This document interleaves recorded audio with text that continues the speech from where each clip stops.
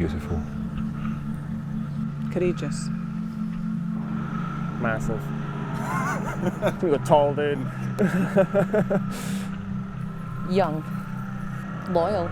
He was just loyal as hell. Wonderful. Rockstar. True. Beautiful.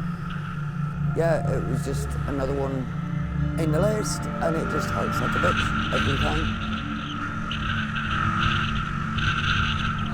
So we were in high school, and when we used to smoke outside of school, we eventually got chased away from behind the electrical shed down to the sort of opening of the woods. And we were there one day, and my granny and granddad came strolling down towards the bus stop, and I panicked, and I jumped down to the ground and kind of army crawled behind a bin.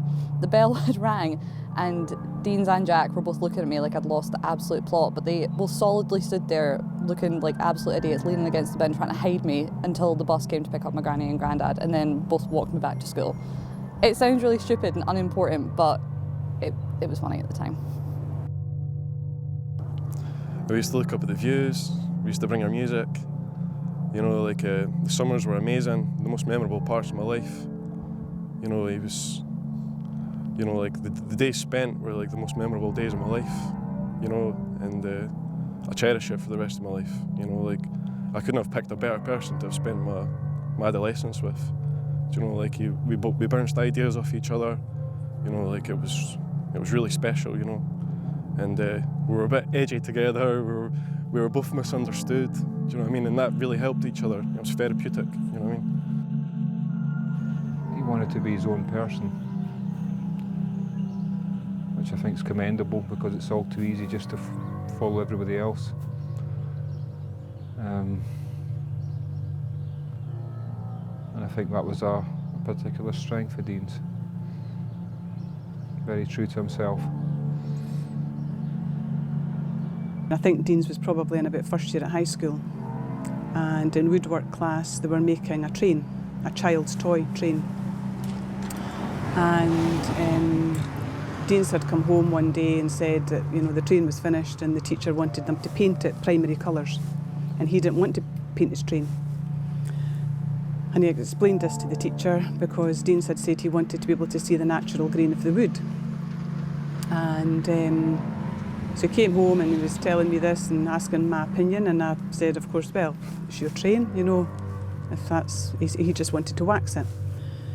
So he went back and said to the teacher, and this went back and forward for a few weeks because the teacher wanted him to paint the train, and obviously I knew this was about the teacher ticking a box to say the whole class had done the same thing. And he wanted to wax it, and then I said, well, why don't you ask your teacher that? And he came back and said, the teacher said he'll let me varnish it. So varnishing would have been the, you know, the teacher would have thought that would let the natural wood shine through, and Dean's had said, well, that's not really the look that I was looking for. I wanted to see the grain of the wood. So it went back and forward for a few weeks, and eventually the train came home. It was sitting on the fireplace in the house, and it came home unvarnished and, you know, didn't have any finish on it, and Dean's waxed it in the house and left it there.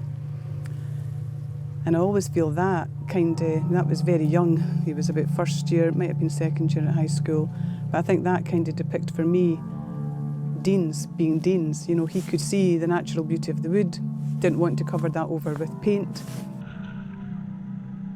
We've all got the one thing in common, and I think because of that it makes us rely on each other a little bit, and we help each other. I mean, that's a huge thing about the biking community. So when we lose one, it's somebody's taking something away from that family. But do you think that these deaths changed the way you would ride at all? No. No, not at all. If they did, I'd stop riding.